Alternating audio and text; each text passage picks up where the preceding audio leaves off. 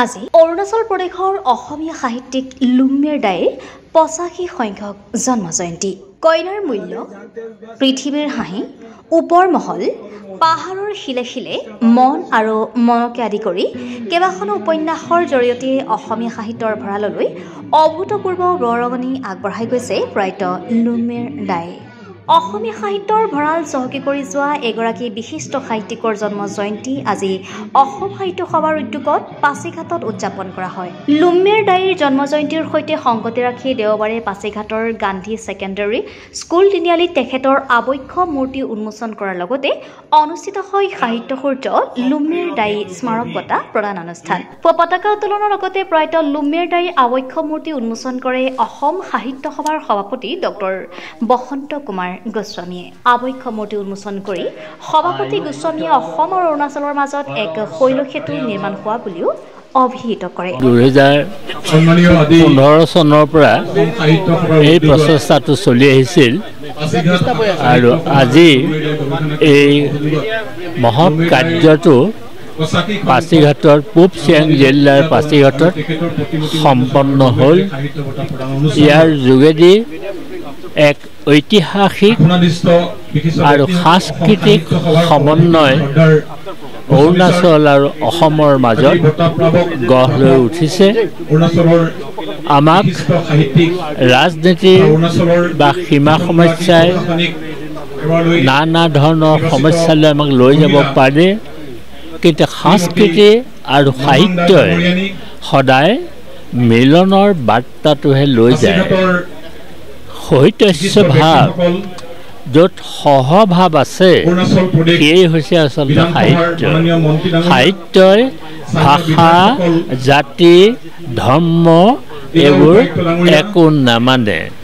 গতিকে যেতিয়াই এগৰাকী প্ৰতিষ্ঠিত সাহিত্যিক হয়, লুম্মেৰ দাই বা আমি যাক সন্মান জনালোঁ মামাং দাই, এইসকলৰ কোনো জাতি নাই, কোনো ভাষা নাই। এইসকল মানুহ মানৱতাৰ জয়গানেই তেখেতসকলে কৰে। গতিকে লুম্মেৰ দাইক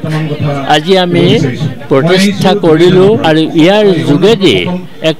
শৈল সেতু অৰুণাচল আৰু অসমৰ মাজত নিশ্চয় নিৰ্মাণ হ'ব। আৰু আবক্ষ মূৰ্তি উন্মোচনৰ এই অনুষ্ঠানত অৰুণাচল প্ৰদেশৰ বিশিষ্ট সাহিত্যিকৰ লগতে কেইবাগৰাকী মন্ত্ৰী বিধায়কেও অংশগ্ৰহণ কৰে। অনুষ্ঠানত অংশগ্ৰহণ কৰি লুম্মেৰ দাইৰ আবক্ষ মূৰ্তি উন্মোচনৰ এই অনুষ্ঠানে অসম অৰুণাচলৰ সম্পৰ্ক অধিক মধুৰ কৰিব বুলিও মত পোষণ কৰে। मैं आपको धन्यवाद देना चाहूँगा। हमारा आसाम से इतना दूर से आया, गुवाहाटी से आया, यहाँ में लुम्मेर दाई का जो स्टोन इनोवेशन किया, अनवेलिंग किया, तो यही एक ब्रदरहुड का एक क्लोजनेस बिल्डअप करता है कि आप आसाम से आए, हम अरुणाचल में अनवेलिंग किया। ऐसा कर ही हम अपना ब्रदरहुड भाईचारा को बरकरार रखना चाहिए। तो ज़्यादा समय नहीं लेते हुए मैं आसाम साहित्य सभा से जितना आया सबको धन्यवाद देना चाहूँगा।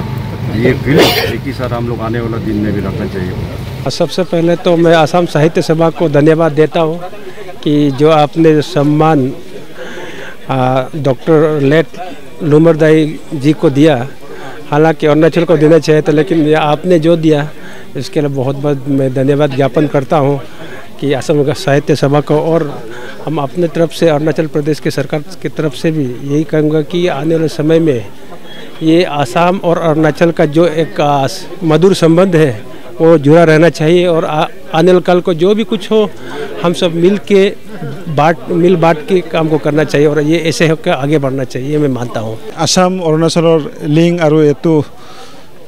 মোৰ দেউতা হয় লুম্মেৰ দাই, তো সেইটো আছিলে। এইকাৰণে আপোনালোকে যিটো অসম সাহিত্য সভাই যিটো আজি ইয়াত তাৰ মেমৰিত আপোনালোকে ইয়াত এইটো ৰেচপেক্ট দিবলৈ আহিছে, এইটো স্পেচিয়েলি অসম সাহিত্য সভাৰ প্ৰেচিডেণ্টক মই পাছিঘাটত ৱেলকাম কৰিছোঁ। আৰু ইয়াত আহি পেলাই বহুত ভাল লাগিলে। আৰু আমি ইয়াত মাত্ৰ হ'ব নালাগে, আসাম আৰু অৰুণাচলে সদায় লগে লগে একেলগে থাকি যিটো ডেভেলপমেণ্ট হ'ব লাগে, যিটো হ'ব লাগে। আৰু স্পেচিয়েলি লিটাৰেচাৰ, মই নিজেতো আছামিজ মিডিয়ামৰ পৰা ইনিচিয়েল পঢ়াটো পঢ়িছিলে এতিয়াতো পাহৰি গ'লে তেনেহ'লে মই আছামিজ মানুহবিলাক বহুত ৰেচপেক্ট দিছোঁ সিহঁতে যিমান এতিয়ালৈকে ছিনিয়ৰ মানুহবিলাক এইবিলাক আছামিজ টিচাৰবিলাকে আমাক পঢ়াইছিলে এইটো বহুত ভাল হয় আমিতো নেবাৰিং ষ্টেট হয় আগততো আমি আছামে আছিলে এতিয়াহে ছেপাৰেট হয় অন্যহাতে অসম অৰুণাচলৰ সমন্বয়ৰ এক নতুন দিনৰ সূচনা কৰা বুলিও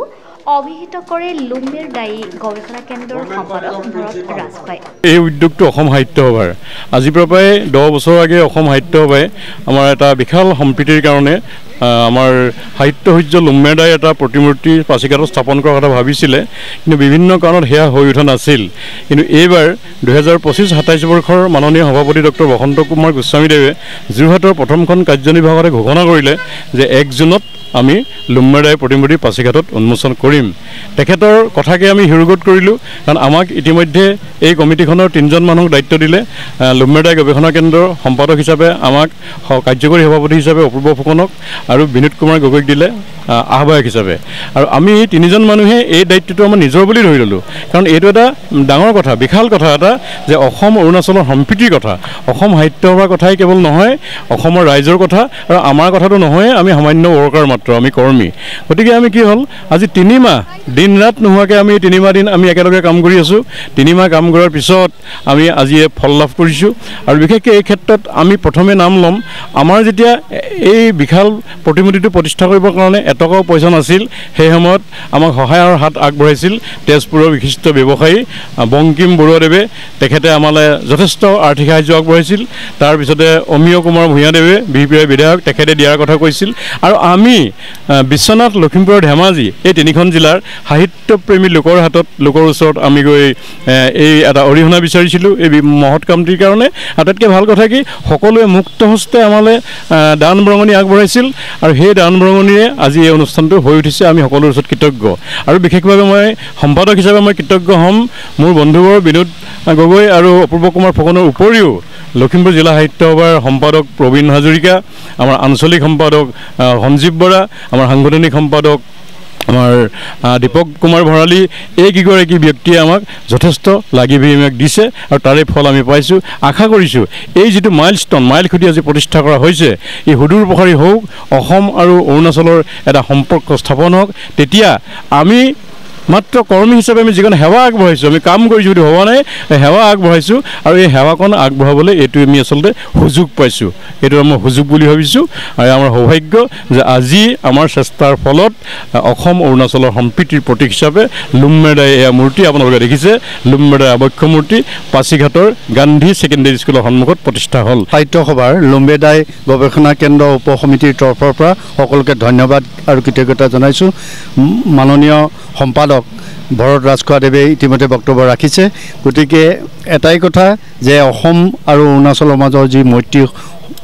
সম্বন্ধ এই সম্বন্ধ অটুট ৰখাৰ কাৰণে আমি অসম সাহিত্য সভাৰ সন্মানীয় সভাপতি মহোদয়ৰ পৰামৰ্শৰ ভিত্তিত আমি এই পদক্ষেপ ল'লোঁ যি 10 বছৰে কৰিব পৰা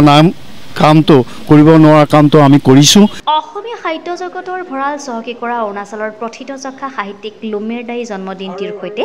সংগতি ৰাখি অসম সাহিত্য সভাই 2009 চনৰ পৰাই আগবঢ়াই আহিছে সাহিত্য সূৰ্য লুম্বেৰ দাই বঁটা আজি অসম সাহিত্য সভাই এই বঁটা প্ৰদান কৰে ইটানগৰৰ বিশিষ্ট সাহিত্যিক পদ্মশ্ৰী মামাং দাইক মাননীয় সভাপতি ডক্টৰ বসন্ত কুমাৰ গোস্বামী ছাৰে এগৰাকী যোগ্য ব্যক্তিৰ হাতত অসম আৰু অৰুণাচলৰ মাজত সমন্বয় সম্পাদনৰ কাৰণে এই বঁটা প্ৰদান কৰি অহা হৈছে আৰু এই বছৰ আমি 25 বৰ্ষৰ কাৰণে মামং দাই বাইদেউক আমি এই বঁটা অসম সাহিত্য সভাই আনুষ্ঠানিকভাৱে প্ৰদান কৰিছে বাইদেউৰ ওচৰত আমি চিৰকৃতজ্ঞ অসম সাহিত্য সভা বাইদেউৰ ওচৰত সদায় কৃতজ্ঞ হৈ থাকিব এই বঁটাটো গ্ৰহণ কৰাৰ বাবে আমি সকলোৱে একেলগে ক'ব পৰা হলো এয়া 10,000 টকা আমাৰ হৃদয়ানন্দ গগৈদেৱে এখনি গামোচাৰে আদৰণি জনাব বিচাৰিছে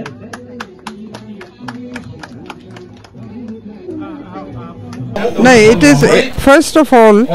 it is a very great honor. Asame iman morom dekhuaise amak eitu honor dise the Surjo Lomar Dai Award pai pelai. So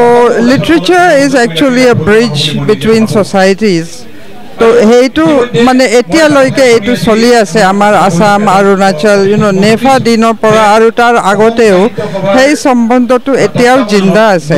সেইটো একটা ডাঙৰ কথা যেতিয়া সব জায়গাতে বেলেগ বেলেগ কনফ্লিক্টস উঠি আছে টিল নাও আমাৰ পলিটিক্স তো বেলেগ কথা কিন্তু মানুহৰ ফেস টু ফেস যেতিয়া লগ পায় তো this is the great worth of literature সেইটো মোৰ ভাবাটো and with this award also we feel very happy because it is a geographical landscape আমি share কৰে rivers আছে and then with literature also এইটো ডাঙৰ একটা কথা and we should nurture it সদায় ভালকে ধৰি থাকিব লাগে অসম সাহিত্য সভাৰ লুমেৰ ডাই গৱেষণা কেন্দ্ৰৰ সৌজন্যত আৰু পাছিঘাট শাখা সাহিত্য সভাৰ আতিথ্যত অনুষ্ঠিত এই অনুষ্ঠানত অৰুণাচলৰ মন্ত্ৰী অজিত তাছিং প্ৰাক্তন বিধায়ক কলিং ময়ং বিধায়ক পুণ্য আপুং প্ৰাক্তন মন্ত্ৰী তবাৰ জামক উপায়ুক্ত তাই টাগু আৰক্ষী অধীক্ষক পংকজ লাম্বা অসম সাহিত্য সভাৰ উপসভাপতি পদুম ৰাজখোৱা সম্পাদক দেৱজিৎ বৰা লুমেৰ ডাই গৱেষণা কেন্দ্ৰৰ কাৰ্যকৰী সভাপতি অপূৰ্ব ফুকন সম্পাদক ভৰত ৰাজখোৱা আহ্বায়ক বিনোদ গগৈ পাছিঘাট শাখা সাহিত্য সভাৰ সভাপতি কালিং বৰাং সম্পাদক গিৰিন তামুলীকে ধৰি অসম সাহিত্য সভা আৰু অৰুণাচল প্ৰদেশ লিটাৰেৰী ছ'চাইটিৰ বহু সংখ্যক বিশিষ্ট বিষয়ববীয়াই অংশগ্ৰহণ কৰে